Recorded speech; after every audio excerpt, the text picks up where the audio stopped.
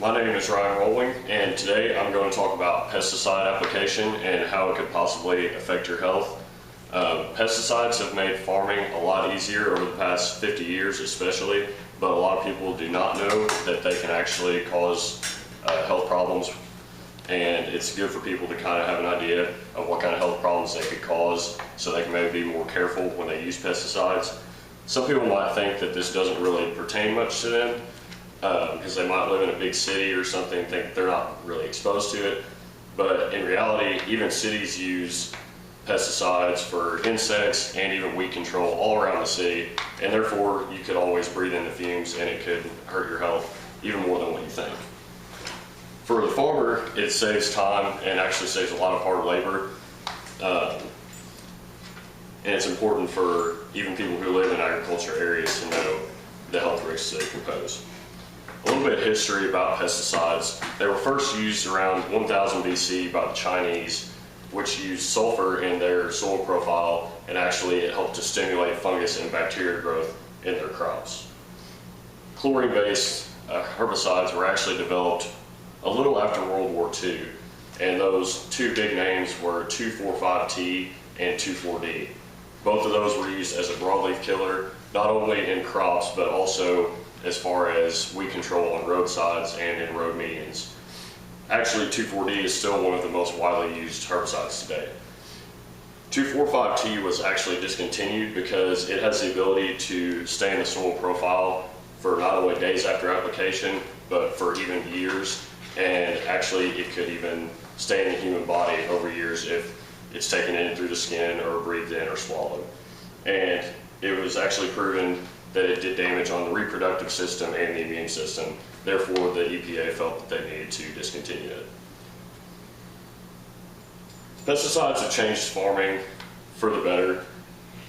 It saves a lot of hard labor. In the past, the best way weed control before herbicide-resistant crops were developed was through chopping or cultivating.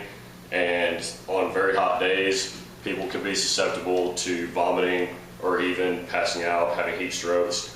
And it's also, it could put you at risk for death.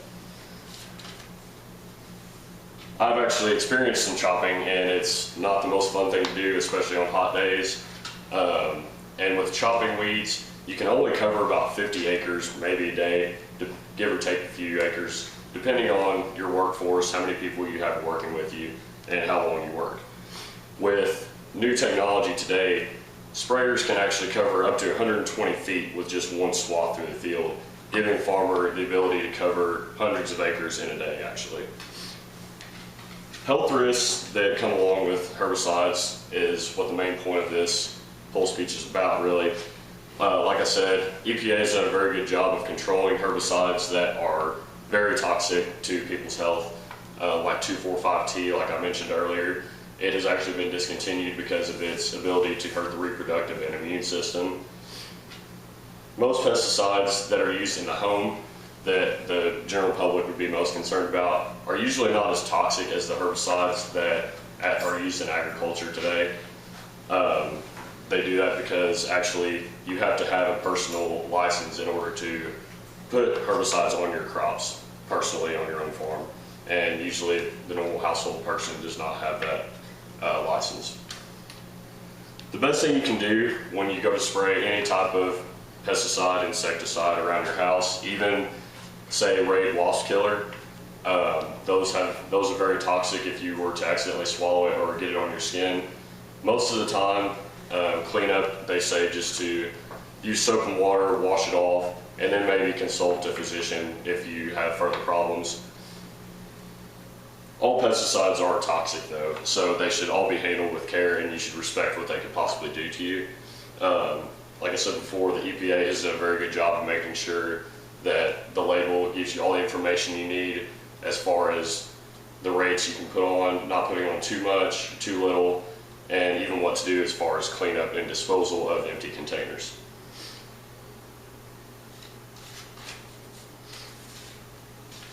When using any kind of pesticide or insecticide around your home, you should always wear latex gloves.